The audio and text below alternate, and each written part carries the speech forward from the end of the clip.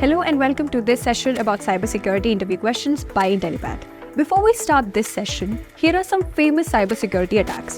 The 2009 Operation Aurora against Google, the Twitter profile breaches back in 2020 when hackers took over prominent accounts including those of Barack Obama and Elon Musk, the 2019 Facebook security breach which exposed more than 540 million user records. And then there is Amazon, which faces persistent DDoS attacks. These cases reveal just how volatile systems are, from tech giants like Google, Amazon, X, and Meta to smaller startups. Every organization faces the constant threat of a cyber attack. What makes these cyber attacks even worse is the compromised user data, the disruption of services, and damaging the company's reputation. With the growing tech industry, the threat of cybersecurity attacks is also growing, which in turn drives the demand for a cybersecurity professional. An article by the Economic Times highlights the critical shortage of over 800,000 cybersecurity professionals within India.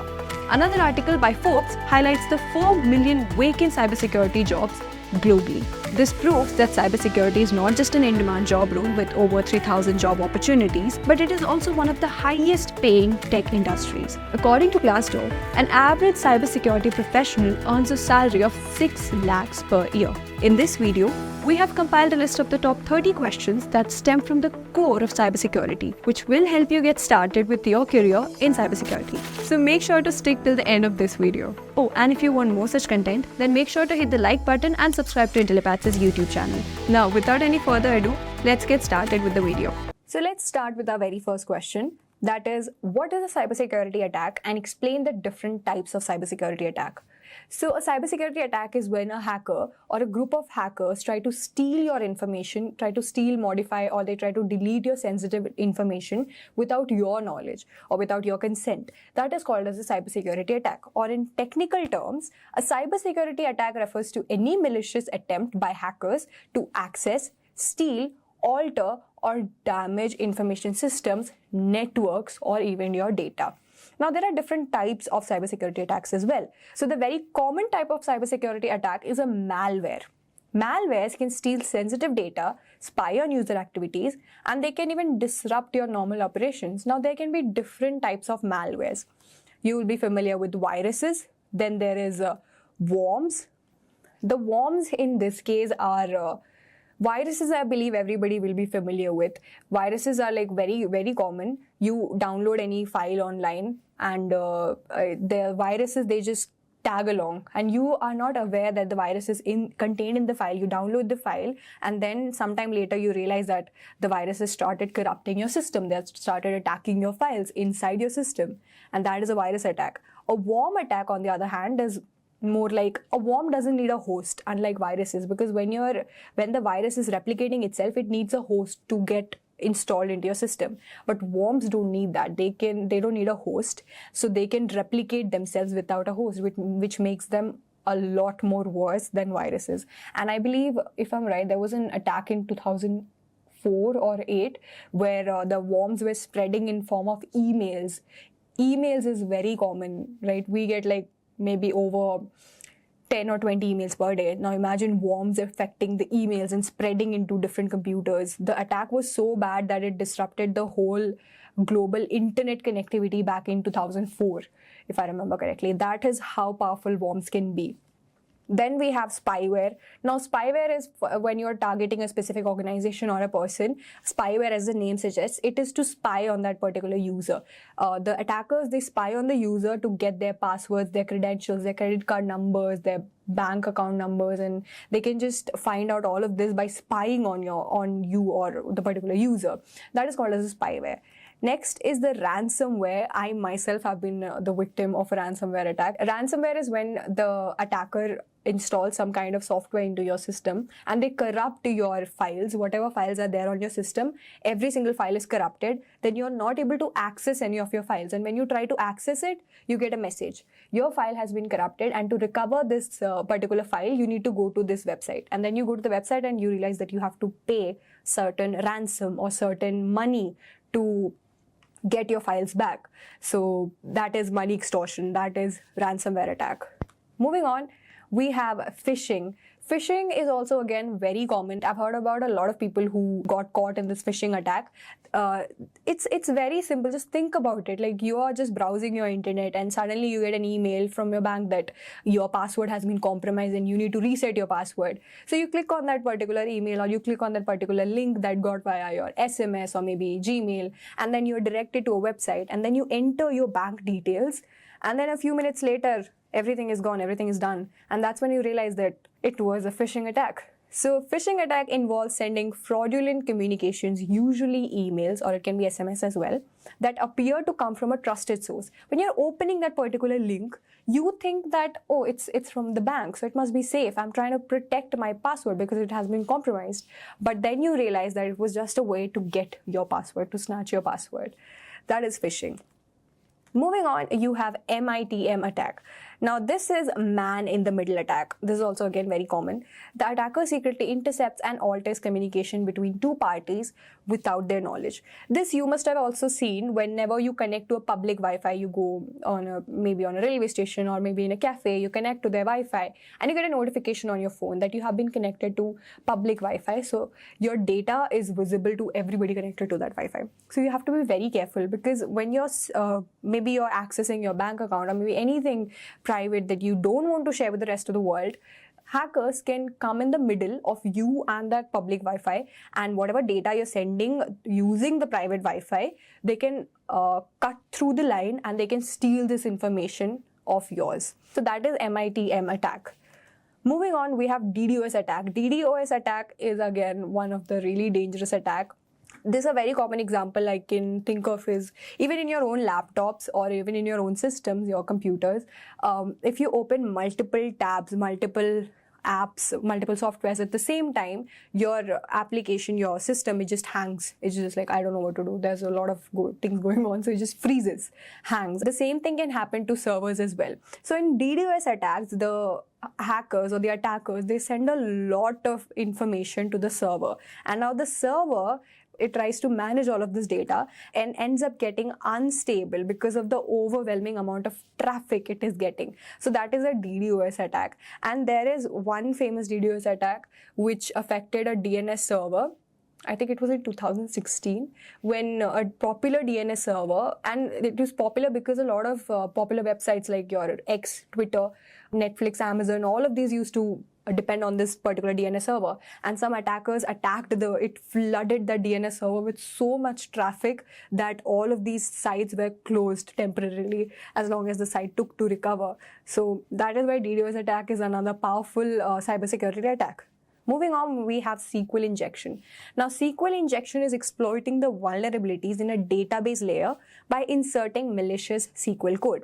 Now, this is, say, if you have a database which contains all of your personal, all of your clients' passwords and everything, an attacker can try to access this particular database by inputting SQL codes, by inputting insert, delete, view, modify codes, update code in SQL. They can steal all of this data without your knowledge.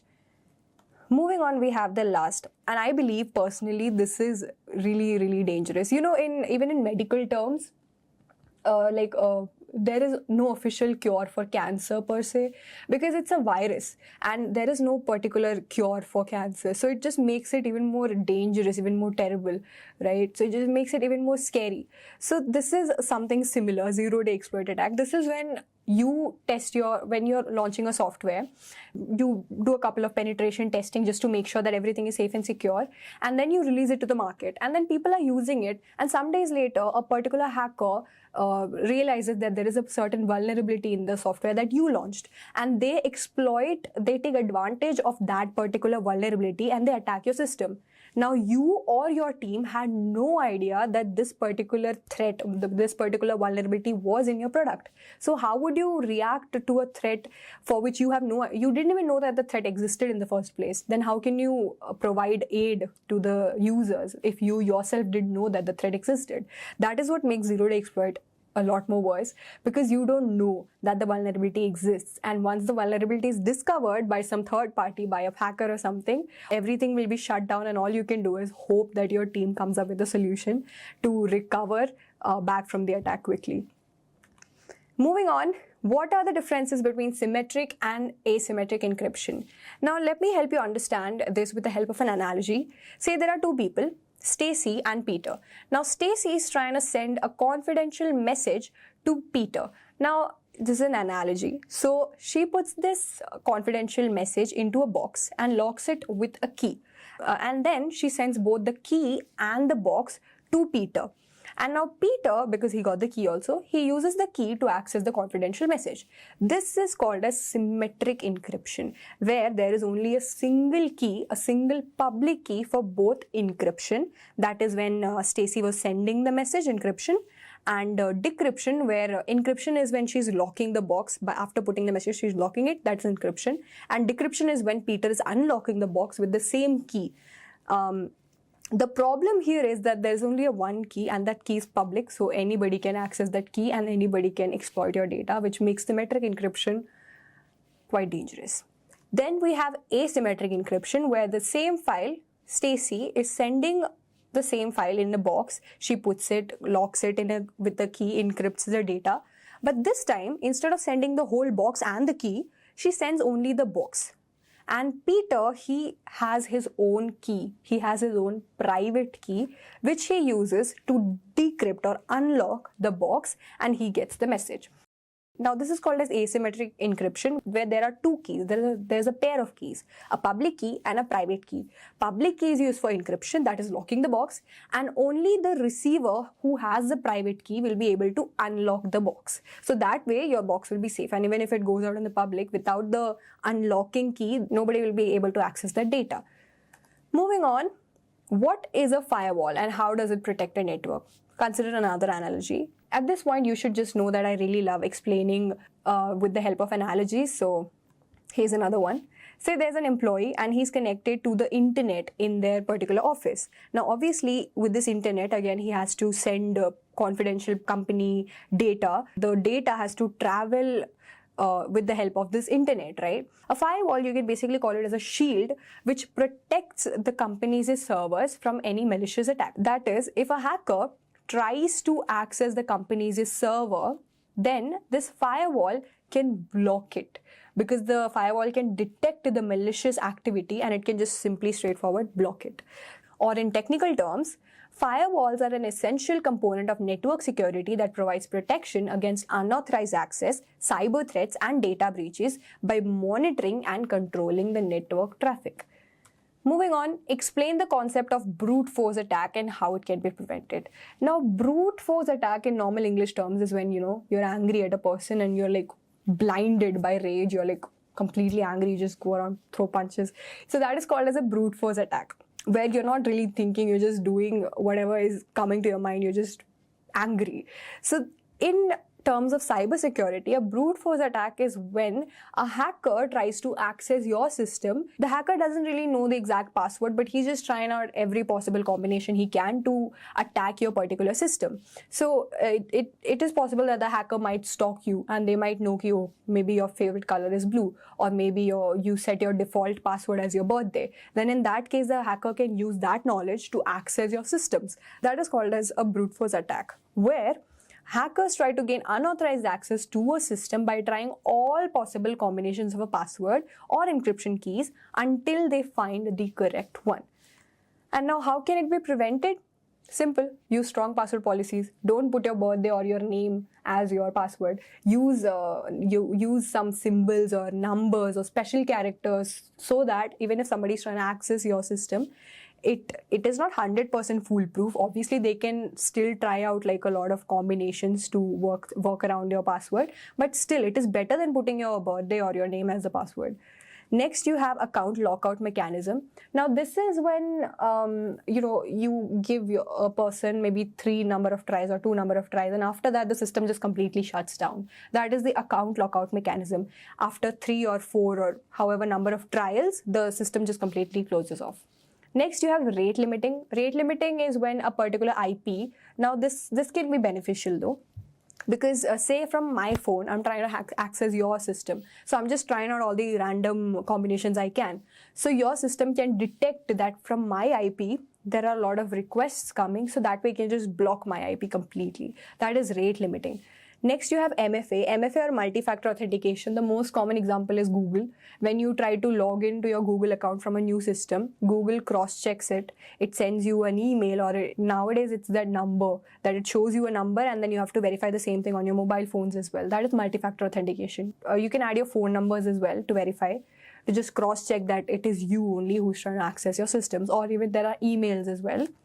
Next, you have CAPTCHA system. CAPTCHA system is to prevent bots. When bots are trying these password combinations, you can just make sure that it is a human or a bot. You can differentiate between them, and if it's a bot, system will block it. Next is IP blocking. IP blocking is again the same as rate limiting. You block a particular IP because of the number of requests it is making. Then there is password hashing. Password hashing is when, we talked about SQL injection, right? You're storing all of your passwords in a particular database. Now a hacker can attack that database and store all of your password. But if you hash the password, that is if you encrypt the passwords and make them safe, that just makes them even more safer. So even if a hacker were to attack your database, even if the hacker were to steal your passwords, without the decryption key, they will have the password, but it will be encrypted. So they cannot use the password, it's just useless. So that is password hashing. Moving on, what is a vulnerability assessment and how does it differ from penetration testing? Let's take another analogy to understand this. Say there's a house, a celebrity's house, because those people need protection. And then there are security guards. Imagine you are a celebrity. This is your house. Now you are surrounding it with security guards so that you remain completely protected. Now these security guards, they walk around your house, they check the alarm system, they check the door locks, they check the window locks, and then, okay, he's just existing being a security guard. Now they make sure that everything is secure, and they check for the vulnerabilities. They check, is the windows lock a bit loose? Maybe the doors lock is a bit loose. Maybe the alarm system is not quite good enough. So they let you know the vulnerabilities of your system, of your house. That is, they tell you how vulnerable your house is or your system is to intruders, to attackers. That is a vulnerability assessment. When you just run around your software and you get to know that these are the vulnerabilities that the potential hackers can exploit. Next, you have the penetration testing. Say the same celebrity's house, but this time instead of bringing security guards, you bring thieves. Or security guards who are disguised as thieves. Now these security guards, they will not just stand there and observe, the alarm system seems it's not good enough. Instead of doing that, they actually attack your house, and they see that how strong your house is against these intruders. That is, one guy picks the locks, the one guy tries to climb the windows, one guy is trying to disable the alarms, and the last one is, he's still just being a thief. So instead of just standing there and observing that these are the vulnerabilities, they actually try to break in. They actually try to see how strong your system is against the attack. And then they draft the report. That is, they show you how they got in and what they could have done. They draft a proper report that we could have gotten through this vulnerability and we could have done this. We could have attacked your house in this way. We could have attacked or we could have exploited your software in this particular way.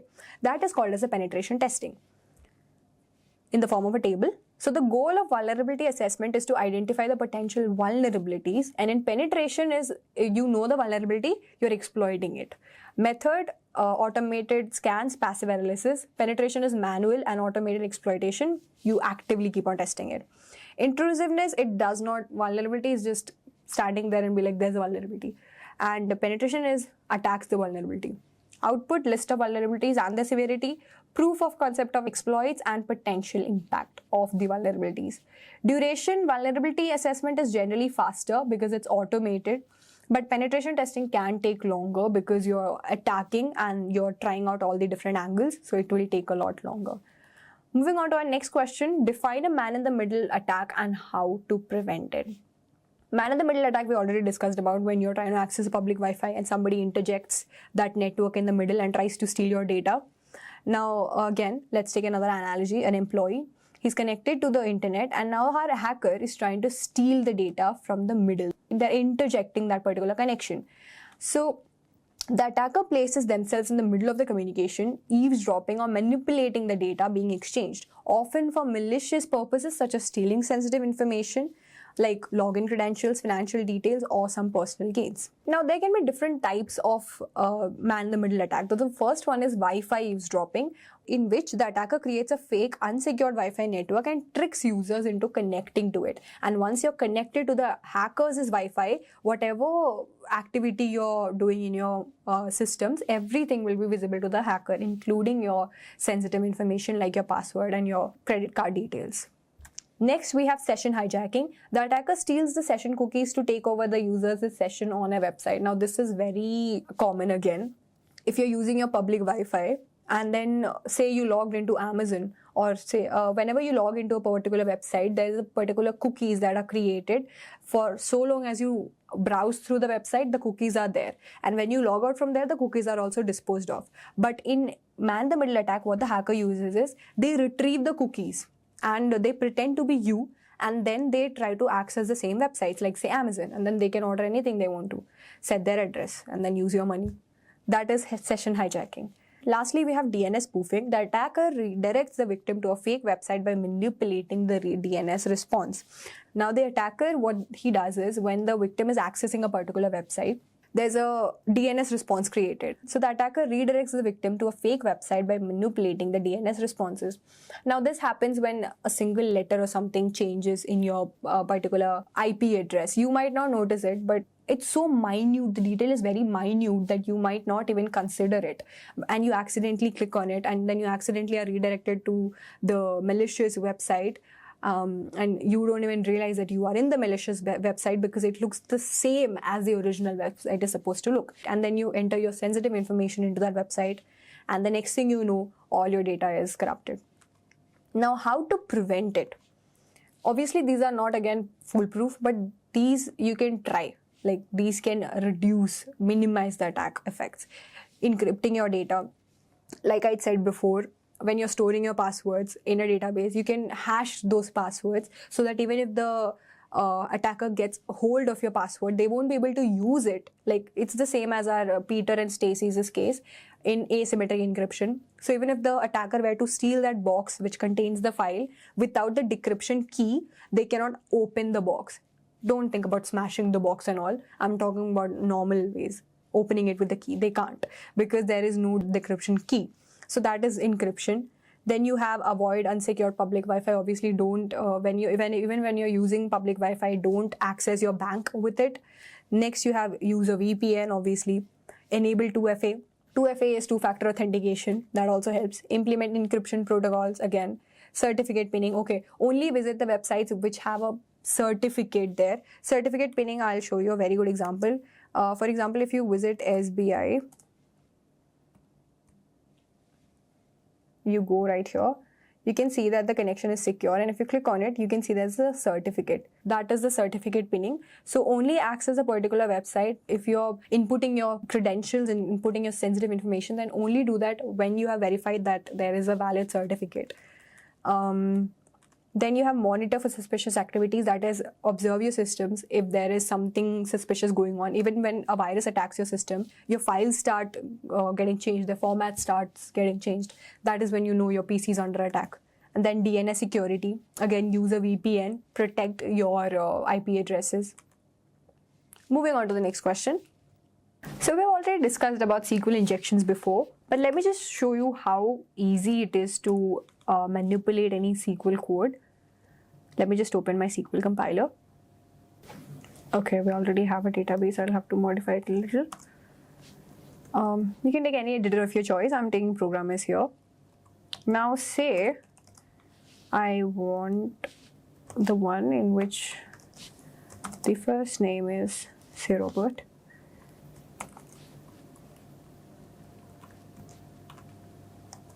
And hypothetically speaking, there is no password required here. Say the username was Robert, and say I need the password as pass123. This is very lame. Don't put this password. Okay. So to access my server, this is the SQL query that I'm putting. That whenever the first name is Robert and the password is pass123, you can access Robert's his profile information, right? Now, if a hacker gets hold of this code, all they need to do is And you don't even need a password anymore. All you need is a username or the first name to access Roberts' profile. That is how easy it is. That is how SQL injection works, and that is how easy it is for hackers to attack your server and steal your confidential information. Now, this is the what not to do. Now, let me show you what to do. For that, I need another compiler, say PHP compiler. Okay.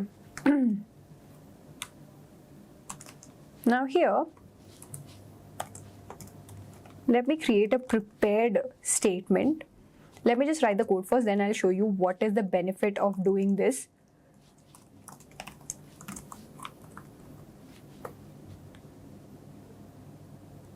I'm not typing out the whole thing.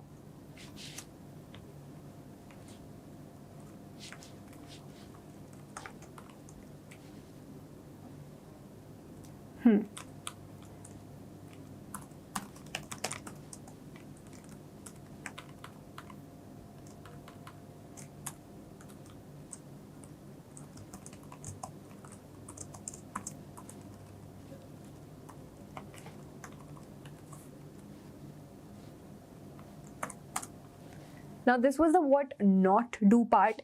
Now let me show you what to do instead.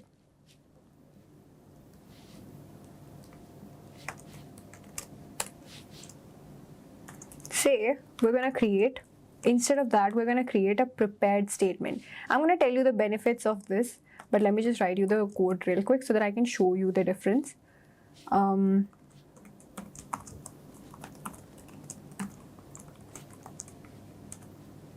Okay.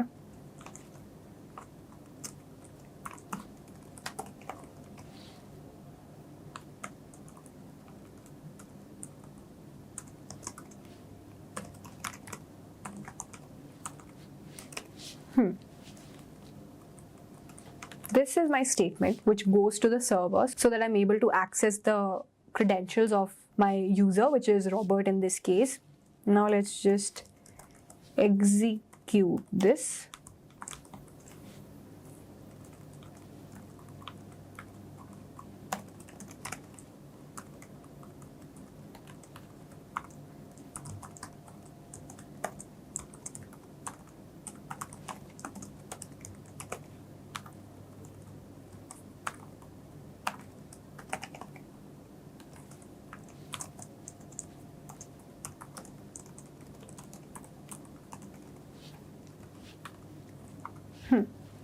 Now you can see in this particular code that I'm only taking the username which the user is inputting and the password that the user is inputting, but I'm not sending my whole statement to the user.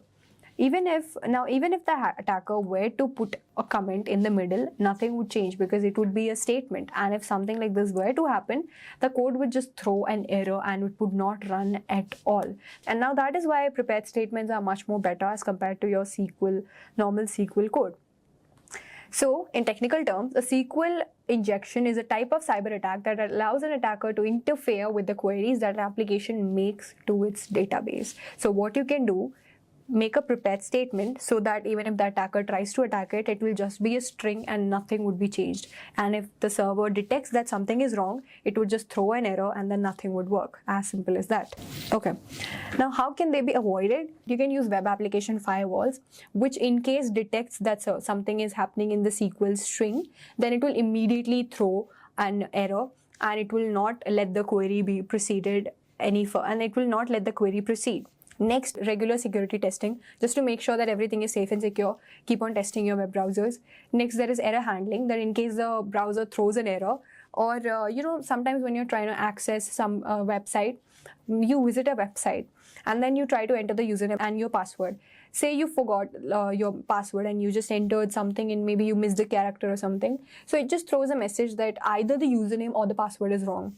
So that kind of error handling, the benefit is that the hacker will not know if your username is wrong or your password is wrong, right? So that just increases the complexity and it can safeguard your system from at least brute force attack, right? It can be very beneficial. So that's why proper error handling is required in your websites to add another layer of protection. Next, we have explained the purpose of public key infrastructure. Say you're trying to access, or a person is trying to access their bank's website. Now what happens in the backend is your browser, say in this case Google Chrome, goes to this website and validates the certificate. We already looked at the certificate of SBI. There are a lot of other certificates like Let's Encrypt, DigiCert. So even if I were to go to SBI's website again, let's check for their connection. They have DigiCert. So that's what I'm saying. They have a particular certificate which is validated by your browser. So your browser checks for the website's certificate, and if it's valid enough, then the particular browser generates a public key to encrypt your confidential data. That is, whatever the data you're sending to the website is encrypted using the public key. And now naturally, when this data is sent to your official bank's server, it can only be decrypted with using a private key that the bank contains. This way, with the combination of a public key and a private key, your data remains safe and secure. And that is exactly what you mean by a public key infrastructure. It is a framework that manages public and private key pairs and digital certificates, just to add another layer of protection for your data. Moving on, what is a two-factor authentication? Now, two-factor authentication is very simple. It is a security mechanism that adds an extra layer of protection, like a phone number, just beyond your username and password. That is, when you're trying to access a website, it asks for email verification or a phone number verification, just to be extra sure that it is you. Now, there can be multiple types of two-factor authentication. It can be an SMS code, or it can be an authenticator app like the Microsoft Authenticator app, or it can be a hardware token, or it can be any biometric verification like the fingerprint, which I have here on my laptop. There can be that kind of verifications as well. Moving on, describe different forms of data leakage and their impact on the organization. Now, data leakage refers to an unauthorized access, transfer, or disclosure of sensitive information. It is when there is a sensitive information of your company's data or your data, and that data is accidentally or with purpose is leaked or is shared with the rest of the world, or with the rest of the people who it was not supposed to be shared with. It can occur in various forms, and its impact on organizations can be severe. Now, different forms of data leakage. First one is unintentional data leakage. That is, if an employee is handling a sensitive information and humans can make errors.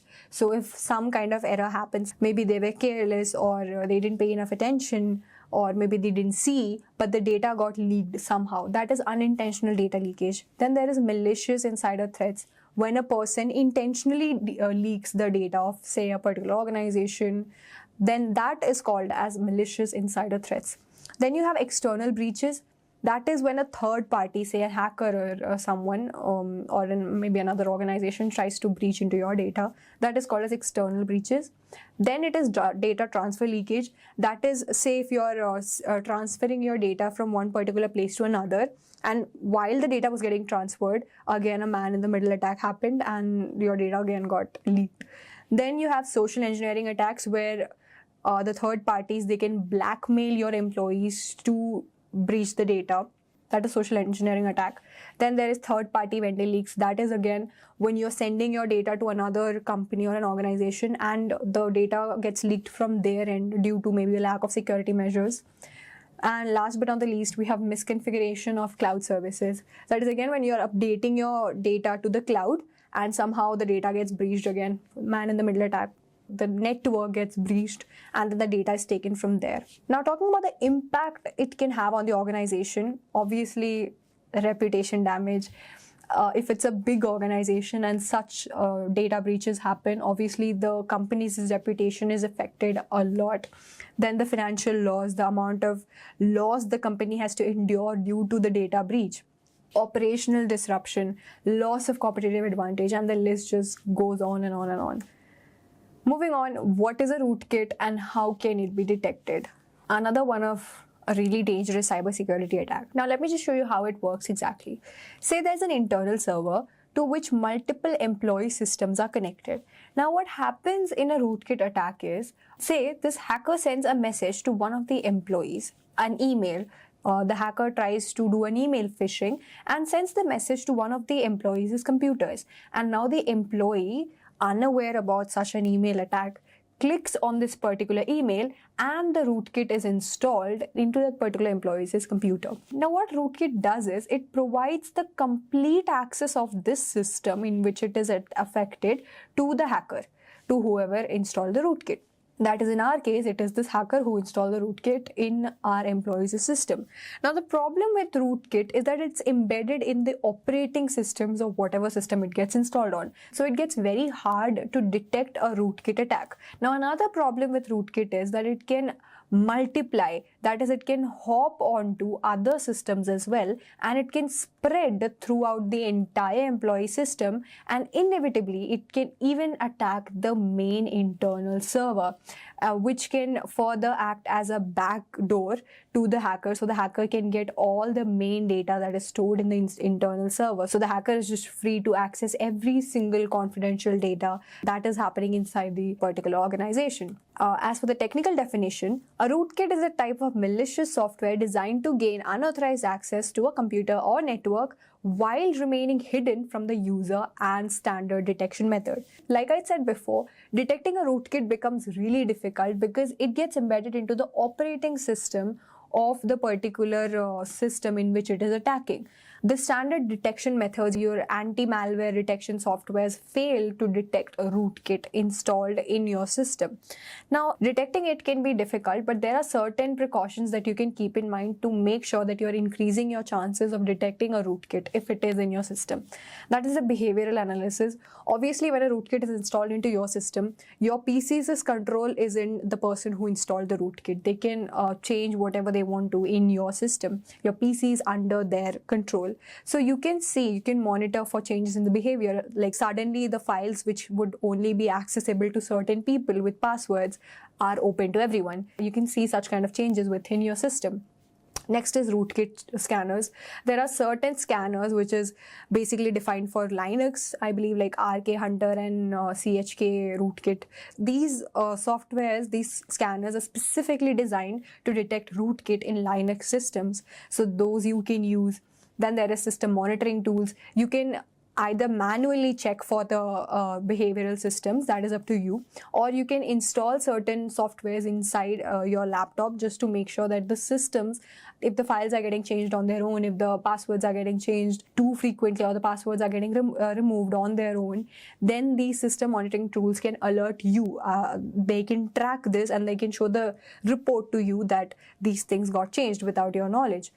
Next, you have anti-malware software again. This doesn't stand a lot of chance, but it's still better to have something.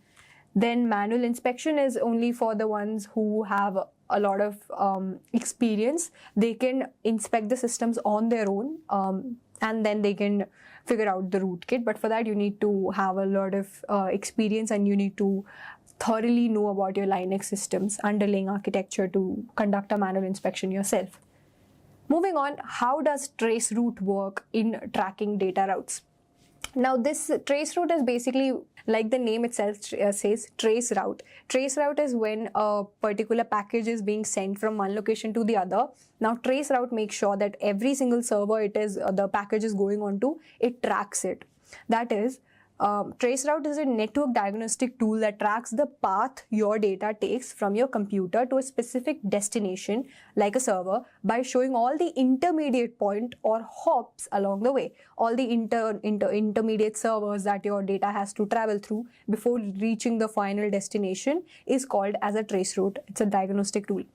Like say, consider an example. So in the screen, you can see two girls over here. Now, one of them is trying to send a package to the other girl. Now, obviously, when the package gets delivered here, it has to go through a lot of servers in the middle to reach its final destination. Now, let me just show you an overview of how this exactly works. First, the message is sent to the closest server, that is this one here, and it is assigned a particular number, that is the time to live. Time to live is how many hops the package can make. So right now it's just 1. When you're sending the package, initially it's 1. So in the first go, TTL is 1.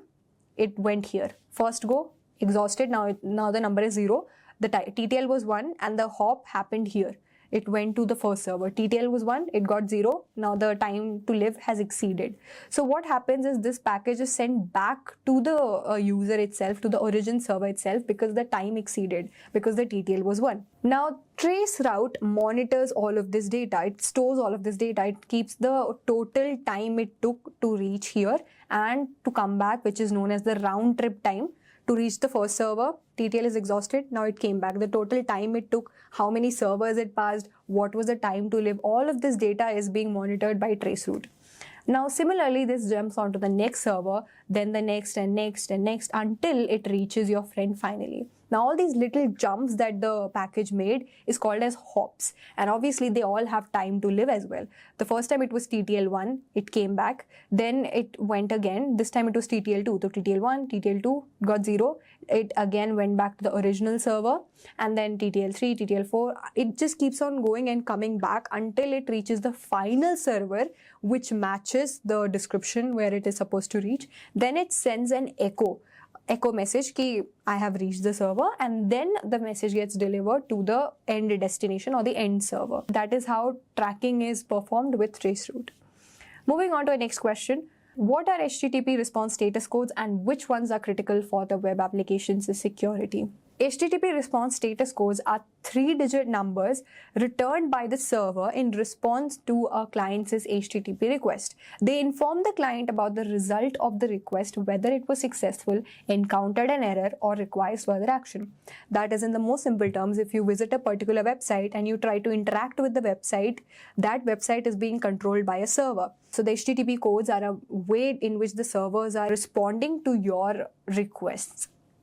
Now, there are 5 types of HTTP servers. Anything that starts with 1 is informational, like 100, which is continue.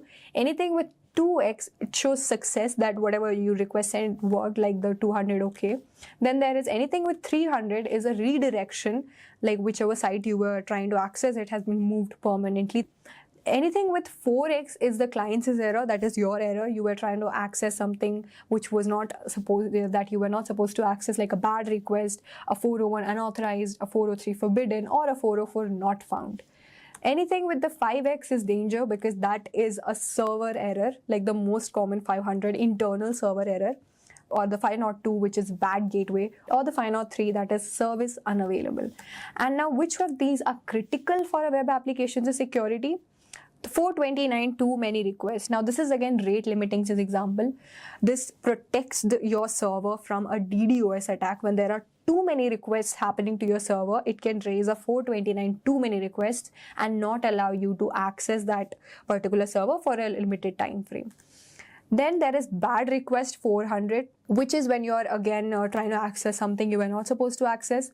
Then there is 401 unauthorized. There is authentication and authorization, right? So authentication is authenticating your user that, okay, you are allowed to access the system. But authorization is certain resources are protected. Like there are levels of priority, right? The top level priority, the middle level, and the public that everybody can access. So there can be an employee that is able to access the public one or the top level one, but they cannot access the data which is a high priority, highly confidential. So that is 401 unauthorized. 500 internal server error is when there is something wrong with the server, but the server doesn't know what is wrong. So that is 500 internal server error. 502 bad gateway, something is wrong with other servers that you were trying to fetch the data from and it's not working. Again, there's some internal server error. So that's why your server is not able to fetch the data that you requested for. 403 forbidden, again, if you try to access some data which is not available to you, which you're not authorized to take, you're forbidden. 404 not found, the web page that you requested for does not exist. 503 service unavailable is if an attack is actively going on and the server was switched down, then that means the service is unavailable. Moving on, discuss the key elements of a strong security policy within an organization. Now, there can be a lot of things that can be done within your organization to implement safety. One of the things is roles and responsibilities, that is assigning the responsibilities, assigning roles to your employees so that they feel a lot more responsible for the data that they're handling. Hence, they are less likely to be careless and the data breaches are less likely to occur. Then we have data classification and handling. like I said before, handle, classify your data if it's a top priority, highly confidential data, if it is available to the employees but not to the public, or if it is available to everybody. Classify the data based on its sensitivity. Next, there is access control. That is again the case of authentication and authorization. Access control is mostly defining who can access which resource based on their roles and responsibilities. If it's a lower level employee, they cannot access the highly confidential data. Only a senior level employee can access that confidential data. So define those roles. That is access control. Next, there is incident response. Like if an attack were likely to happen, or if an attack happened, what will be the procedures that is going to happen afterwards? Like if a 0-day vulnerability happened, a 0-day exploit attack happened, suddenly there's an attack and you don't know what to do, then which team handles it? How would the response be? That is the incident response. Establish a clear incident response plan for identifying, responding to, and recovering from an attack. Next, you have acceptable use policy. That is how much of the resources of the company can an employee access. That is the acceptable use policy. Next, there is training and awareness. Like most of the times the employees, they might be unaware of such attacks. So conduct meetings, conduct training sessions where you teach them, or where other third parties come over and they teach your employees how about the cybersecurity prevention measures that you should be aware of. Then there is monitoring and auditing. Obviously, implement systems for monitoring network activity, data access, and user behavior, so that even if there is a malicious activity going on, your monitoring systems will be able to capture that and report it to you. Next, there's physical security. Obviously, you can lock up the server rooms and only allow certain employees to access the server rooms, measures like that. Then there is compliance with laws and regulations. The already existing cyber laws, make sure that your company's rules and regulations are aligning with it. Moving on to the next question. What are advanced persistent threats? Advanced persistent threats are sophisticated, prolonged cybersecurity attacks typically carried out by a well-funded and highly skilled groups, often linked to nation-states, organized crimes, or hacktivists.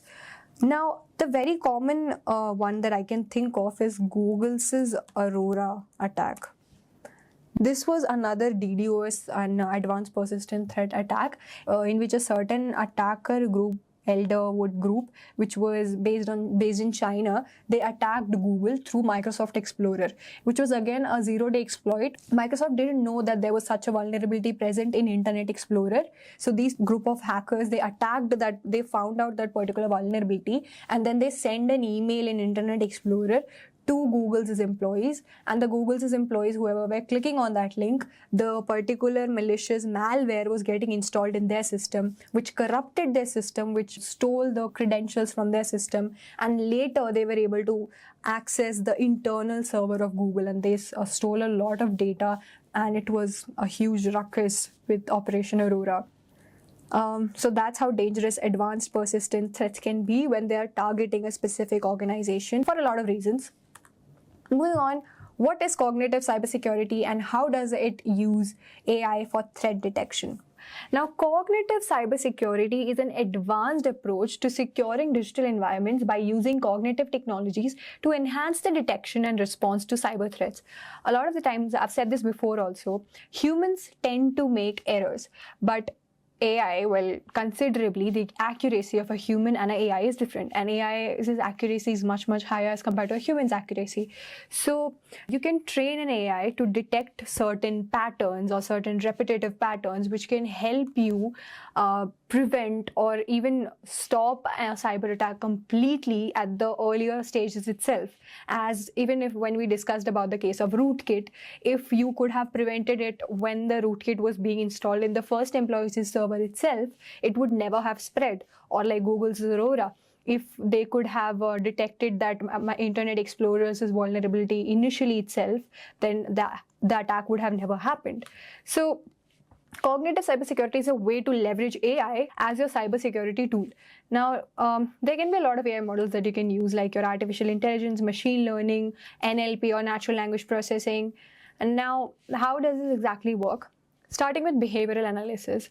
Behavioral analysis is where an AI model can learn the normal behavior of users, systems, and networks over time. Now, this is especially helpful when rootkits and when malwares like rootkits are installed in your system, because AI can monitor the pattern. Although you might not be able to check the reports all the time, maybe the AI can check the reports for you.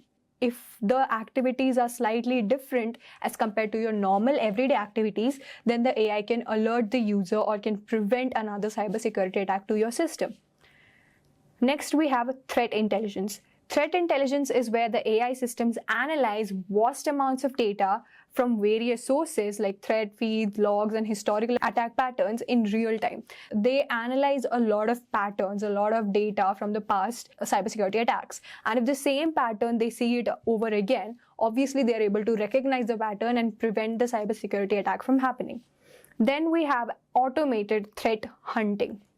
AI can automate the identification of hidden vulnerabilities and malicious activity that might not be visible to human analysis. A lot of times, even when you're using softwares, malware detection softwares, a lot of times it happens that the threats go unnoticed by the human analysts. But in case of AIs, it does everything thoroughly with an excellent accuracy. Hence, the likelihood of finding a hidden malware is much, much higher for an AI as compared to a human. Then we have a predictive analysis. Predictive analysis is when machine learning models predict future attacks based on the past data. So it can happen in case of advanced persistent attacks. So your AIs can detect that, okay, at this time the attack is supposed to happen, or on this particular day the attack is supposed to happen. By looking at the previous data, the AI can predict this new data, hence preventing another cybersecurity attack. Then there is real-time response. Real-time response is obviously again like your incident response timing, in which you're setting up a team. But there's a problem. Imagine if there was nobody in the office and then the attack is happening, and by the time you realize, maybe the next day, the attack must have spread a lot. And we already saw how rapidly worms and viruses can spread, or rootkits, they spread on a very, very, very fast basis. So if there's an AI, it can automatically detect when the spreading is happening. It can detect it and it can prevent it at that exact moment. Hence, the gap for you to realize it is minimized, hence saving you a lot of time and your money. Moving on, how does SSH help in securing a server? SSH, or Secure Shell, is a particular protocol that allows two computers to communicate with each other over a network securely. Let's consider an example. Say we have a server which contains confidential data, right? Now, obviously, this server interacts with a lot of internal employee system. Now, if any of these employee system is corrupted by a hacker, then they will be able to reach this particular server as well, and then breach the contents of the server as well, hence leading to a data leakage. When a hacker tries to attack one of these systems, if you're using SSH, it protects the server and it protects the overall network from getting breached by any outsider, that is any hacker. In case of SSH, there are two keys, a private key and a public key. A private key is visible to everyone and it identifies who can access which particular system. Private key can identify a particular user, but it will only let the users in who have the permission. Then there is public key. It is used to provide the identity of a user. So if a user is entering, that user's identity is provided by the public key. Moving on, what are the security challenges associated with IoT devices? IoT devices are very fragile and very common to cyber attacks, like the CCTV camera that we have, smart speakers, fitness trackers, smart watches, or even the smart bulbs that you have in your room. These all are very susceptible to cyber attacks because of a lot of reasons. Let's list some of them down. Like the weak authentication. When you try to connect with an IoT device, it's super simple. It's Bluetooth. All you need to do is activate its Bluetooth and connect with your own mobile application or your laptop application. So can you imagine how easy it would be for a hacker or any illegal attacker to attack your systems, your IoT systems, if they get access to your CCTV camera? Can you imagine the amount of damage they can do? Then there is insecure communication. Like I said, it uses Bluetooth, which is very weak. So anybody can perform a man-in-the-middle attack and breach the network and take the contents or use that to stalk on you, install a spyware, which can lead to a lot of other attacks as well. Then there is limited resources. Then there is limited resources, as in an IoT device is quite weak to start with. A lot of IoT devices, their processors are also very not that strong. So it gets kind of easier. And even if you were to add a lot of security features in it, it doesn't have the capacity to handle that much of strength. It's not built to handle that. Then there is lack of updates and patches. A lot of times, even when you buy a CCTV camera, it's not like they take it away and then update it and then you keep it back. So once the model has been published or it has been launched, there are very few companies which actually keep on updating your resources. So that's another security challenge. Moving on to the next question. Explain phishing attacks and measures to prevent them. Phishing attacks we already saw, which is they turn into a trusted source. They fool you into thinking that they are a trusted source so that you would listen to them, you would click on the links and whatnot, and then you would enter your credentials. You're basically entering your security credentials into a website which is going to use those credentials to exploit your data. So phishing is a type of cyber attack where attackers impersonate legitimate entities to trick individuals into providing sensitive information such as username, password, credit card numbers, or other personal data. Now, there are a lot of types of phishings like email phishing, sphere phishing, whaling, SMS phishing, or voice phishing. Email phishing we already discussed about, where they send an email, say from your bank. They will be like, your password has been compromised. Click on this link to reset your password. You have to reset it immediately, and you will click on it because you will think, oh, my password has been compromised. That is already a security threat. You think that you're trying to make it better, but all you're doing is making it worse. Then there is spear phishing. Spear phishing is when you are targeting a specific individual or a specific organization. Then there is whaling. Whaling is when you target someone really powerful or some powerful organization. That is whaling. Then there is SMS phishing. SMS phishing, it is also called as smishing. And then it is where you send all these kind of links in the form of an SMS. Then there is voice phishing, where the attacker, they call you and then they ask you to provide your security credentials. Maybe you might be getting a 50% cashback on something, or you are getting a 50% discount or something, or you have won prize money suddenly and they're asking you for your bank account details so that they can send the money. That is voice phishing. Moving on, let's look at some of the measures using which we can prevent them. Naturally, you have to educate and train users.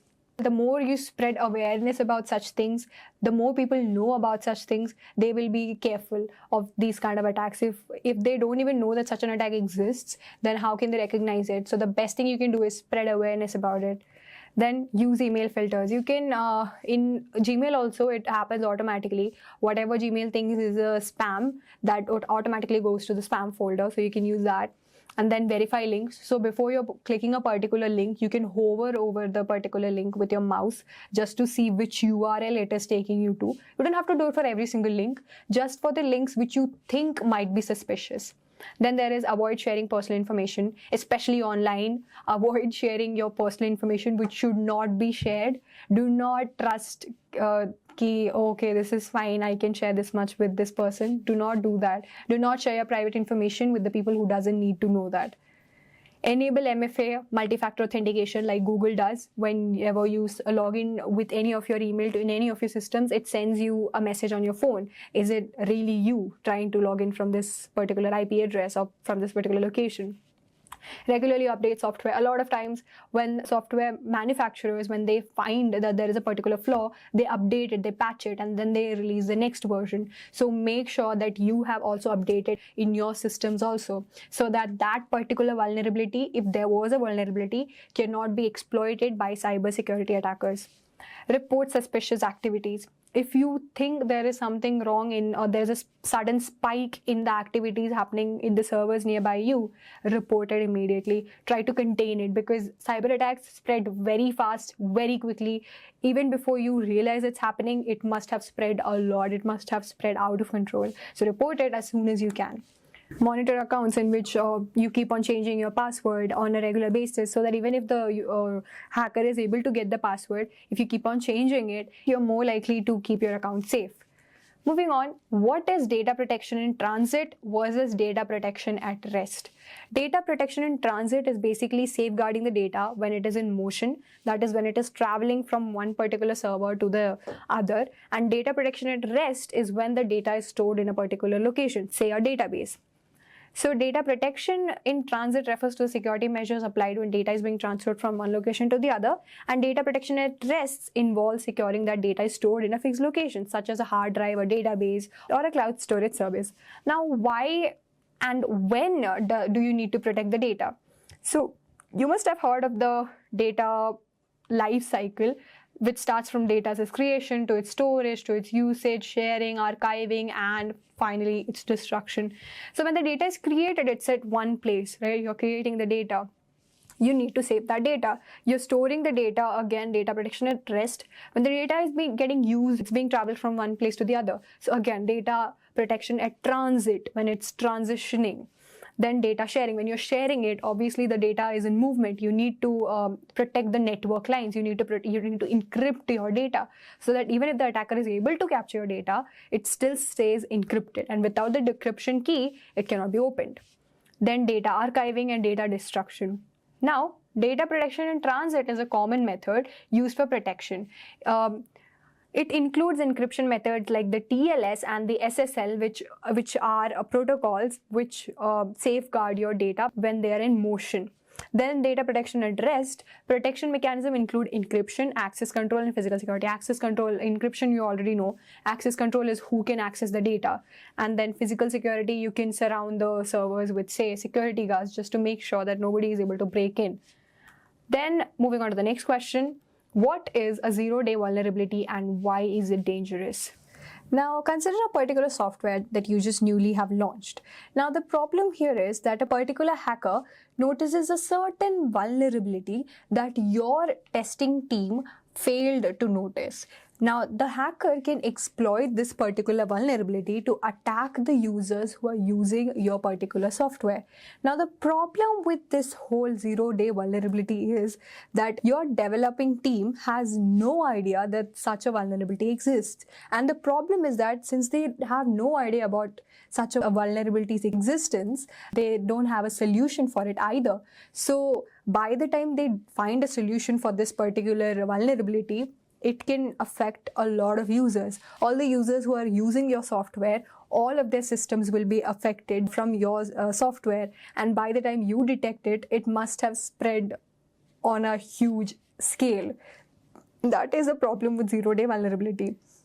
Now, a zero-day vulnerability is a security flaw in a software or hardware that is unknown to the vendor or the developer. Moving on to the next question. How does a VPN differ from a VLAN in terms of network security?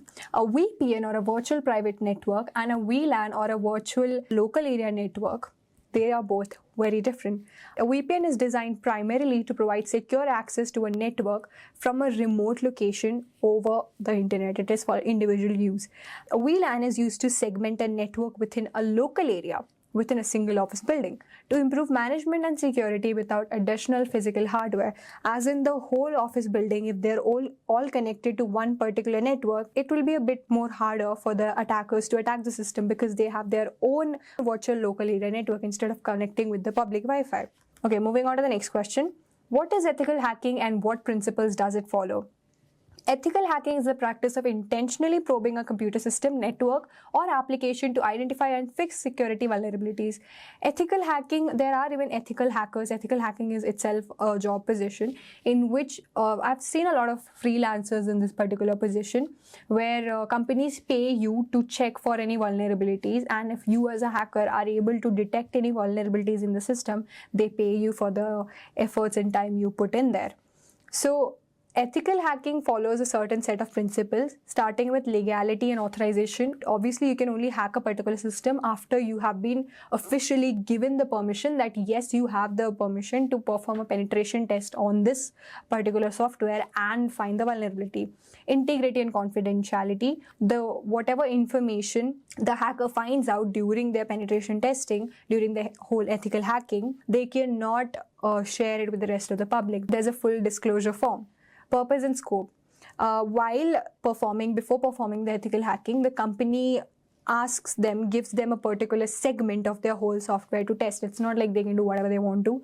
They are given a particular, their scope is limited to whatever the company wants to check, not the whole application, just certain aspects of the application.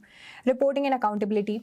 Whatever changes or whatever vulnerabilities they find, they have to report it to the company. They cannot keep it to themselves. They cannot disclose it to the outside world. They have to disclose it securely to the company. Non-malicious intent. Naturally, whoever is performing the ethical hacking, they need to have a clear, concise. It's not like finding the vulnerability here and going out and reporting it to a third party. That is not ethical hacking. Ethical hacking is performed with a non-malicious intent, as in a no-harm structure where they're only helping the company to figure out any vulnerability that exists. After that, they figure it out, after they report it, and after a patch has been made, they do not harm the system anymore further. Moving on, what is the significance of penetration testing in cybersecurity? We've already seen what is penetration testing. Let's look at what is its significance, why we need penetration testing. So say there's a bank website. Before it's being launched into the public, what if in the bank website a zero-day exploit kind of attack occurs?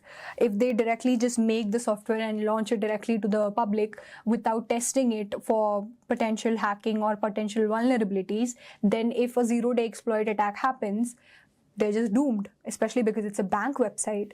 So to prevent such a event from happening, they test it with the testers present. They can hire freelancers or the ethical hackers who are working for them in the company itself. They run penetration tests to just make sure that everything is running smooth, and they reduce the chances of zero-day exploit. The penetration testing reveals critical vulnerabilities, allowing companies to strengthen its web applications' security before the launch.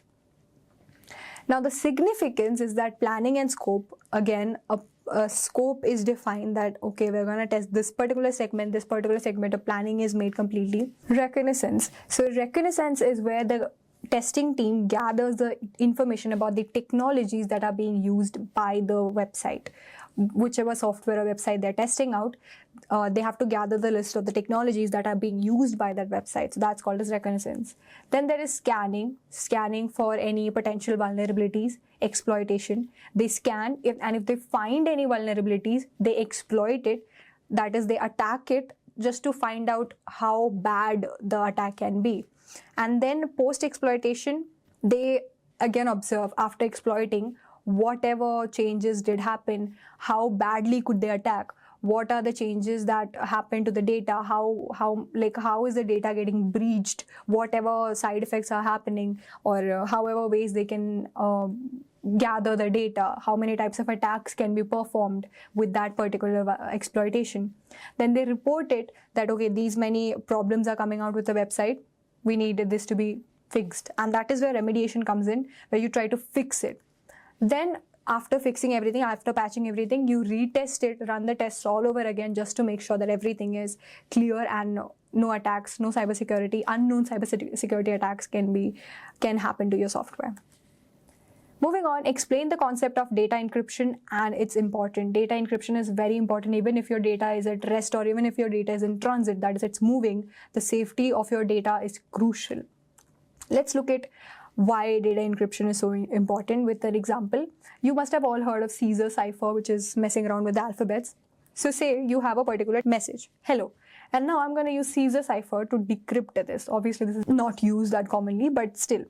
If I were to move 3 letters to the front, that is H becomes K, E becomes H, L becomes O, and my O becomes R. So my hello would turn out to be, after decrypting it, would turn out to be Khur. So now anybody who has the decryption key will be able to figure out. If I just send a message Khur, obviously you wouldn't know what that means, right? Only if you know the decryption that, okay, whatever it is, you have to move back 3 letters to get hello, which is the actual message, only then will you be able to know. Now, obviously, this is a bit silly because nobody is going to use Caesar cipher. They're going to use something more complicated like WhatsApp, which uses AES, which is the Advanced Encryption Standard. So in WhatsApp also, when you're sending a message to any of your friends or colleagues or family members, or any person you're sending a message to, your message is encrypted first, so that even if the hacker is able to steal your data, they will not be able to read the data without the decryption key. Moving on, what are the different types of cyber attacks targeting cloud infrastructure? Now, cloud is one of the rapidly growing tech industries in recent days, and naturally, cybersecurity attacks happening in cloud also is fairly common nowadays. Let's look at the types of cyber attacks that can happen. Data breaches, naturally, anything uploading to the cloud, attackers again do the man-in-the-middle attack, and they try to breach the data before it reaches the cloud itself. Account hijacking, they can hijack your account and steal your credentials, and whatever data you already have in the cloud, they can download their data, they can access their data. DDoS, distributed denial of service, again, they can flood your cloud infrastructure with a lot of traffic, hence making you not even being able to access your own cloud server. MITC attack, now this is man in the cloud attack, again, like man in the middle attack, again, it can breach your network, take your credentials, steal data from your cloud. Malware injection, like your SQL injection, they can maybe in some of the files, they can attach a particular malware like a virus or a Trojan, and then it can just directly go to your cloud, and then like a rootkit I had said before. So it can just directly go to your cloud and provide them access to your cloud's servers. Insecure API, sometimes certain API requests that you make to your cloud can be used by the attacker to make the same request and then steal your data again. Next, we have hyperjacking. Hyperjacking is, every cloud runs, every virtual system runs on a hypervisor. So they can attack that hypervisor, and that's like really dangerous, because at that time they're not just targeting one, they can target all the virtual systems which are attached to that one hypervisor. Cross-cloud attacks, lateral movement of attacks, like we saw in rootkit, where it was jumping from one computer to the other and then ended up with the internal server. Again, that can also happen. It can corrupt all the systems and then move to the hypervisor, attack the main hypervisor. Insider threats, sometimes the people working in the software industry itself, they can only sell out your data. Misconfiguration exploits, sometimes you maybe make public storage and that can be exploited. Moving on, how do incident response team manage and mitigate breaches? Let's just understand what incident response team is. So say you have a bank website. Now a hacker tries to attack this particular bank website. They send a particular, say a virus to your bank's website. The employee's system also gets corrupted with this particular virus. And that's when our security information and event management or our incident response team comes into play.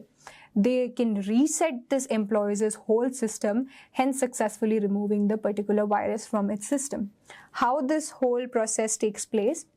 They first start preparing. They observe, okay, this is the problem that has happened. This is what we're supposed to do.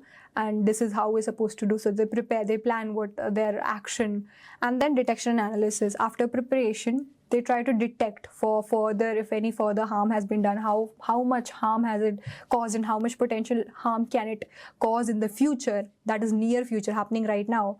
That is detection and analysis. Containment. Then they try to stop the spread. You have to first contain it, only then can you stop, like only then can you cure it. So they first try to contain it, they seek you, this is how it's spreading, they contain it first. Then they try to eradicate it. Once they have contained and secured it, then they try to remove the virus. Then they recover the systems, because after a virus attack, especially with ransomware and all, they completely corrupt your files. So you need the files to be recovered. Then post-incident analysis, then they observe why this particular vulnerability occurred. If one vulnerability is there, there is a 90% chance that there is another vulnerability of the same nature. It is there somewhere in the system. So they have to analyze it just to make sure that in the future it never happens. So they document it in order to make sure that the same mistake doesn't happen twice or thrice or ever in the future. Moving on, what is the difference between malware and ransomware? One of the things you need to keep in mind while discussing malware and ransomware is that a ransomware is a malware, but a malware is not a ransomware. Malware, ransomware. Now, let's look at the definition. Malware is a broad term for malicious software designed to harm or exploit systems. We have seen virus, your spyware, worms, your ransomware, everything is part of a malware. Ransomware is a type of malware that encrypts or locks data demanding a ransom, demanding money. If a ransomware is in your system, it corrupts your files and it asks you for money so that they can give you back your files. Purpose of a malware is to disrupt operations, steal data, spy on users, or damage system. Ransomware is simple: extort money from the victims in exchange for restoring access to their data. Behavior varies. Viruses spread, there are spyware monitors, Trojan creates backdoors. Creating backdoor is basically like this Google's Aurora attack, where Google's servers were compromised and then they created a backdoor, as in nobody, consider a house, there's a backdoor, and then you don't know that the backdoor is open, the lock to the backdoor is open. So the attackers can just bring in whatever softwares, even more malicious softwares, they can bring in through the backdoor and corrupt your system, like make your system even worse. Ransomware encrypts files or locks the system, then demands ransom for decryption. Types include viruses, Trojan, worms, spyware, adware, ransomware, and others. Specific type within the malware category. Example is a Trojan that steals financial information without the user's knowledge. The example of our ransomware is WannaCry, which encrypted files and demanded payment for decryption keys. Impact can cause data theft, system damage, privacy invasion, or loss of control. Impact of ransomware is it directly leads to a data loss or unavailability unless ransom is paid. Motivation varies: theft, sabotage, surveillance, or financial gain. The motivation behind a ransomware attack is to primarily gain money through extortion. Moving on, what are the best practices for securing mobile devices? First one, enable strong authentication. Use stronger passwords. I've said this before also. Don't use your birthday or your name or your favorite pet's name or your favorite parent's name as a password, because that can be easily guessed by a person who's just stalking you. It's very easy for them. So use strong passwords, PINs, or biometric authentication to prevent unauthorized access. Face ID, I'm not so sure of, but fingerprint, yes. Then keep your software updated. Like I said, softwares, they tend to, they keep on, even if they detect a certain vulnerability, if you don't update it, then obviously that vulnerability is present in your system. So make sure to update your softwares regularly, to update the patches regularly, so that your system is less susceptible to a cybersecurity attack. Then use MDM. MDM or mobile device management solutions allow remote management of security setting, data access, and application control, especially important for work devices.